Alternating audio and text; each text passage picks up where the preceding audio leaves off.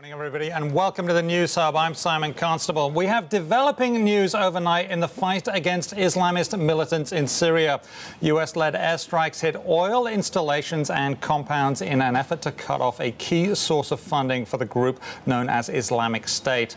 At least 14 Islamic State members were killed, plus 7 civilians. With more on this, we are now joined on the phone from Beirut by WSJ's Sam Dagher, who is monitoring the situation. Sam, thanks for joining us again. Sure, my pleasure, Simon. Tell us what we need to know here. I know that oil installations have been key in this bombing raid. What is the point of the bombing raid? Absolutely. I think it's crucial. I mean, they want to cut off one of the main sources of financing for Islamic State. And this part of Syria, Dagher in the east and also Al-Hasaka province in the northeast have been crucial for Islamic State in terms of refining, in terms of taking over some of the oil installations there. And what they've done is they've put in place these.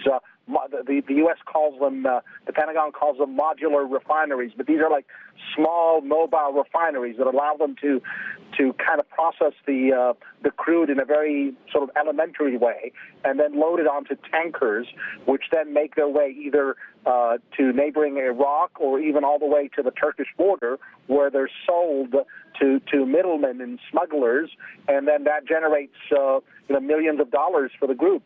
And also, Sam, the refined products are needed for some of the military hardware that the Islamic State has on its hands, such as the converted pickup trucks, which need petrol, gasoline, depending on where you live, and also the tanks.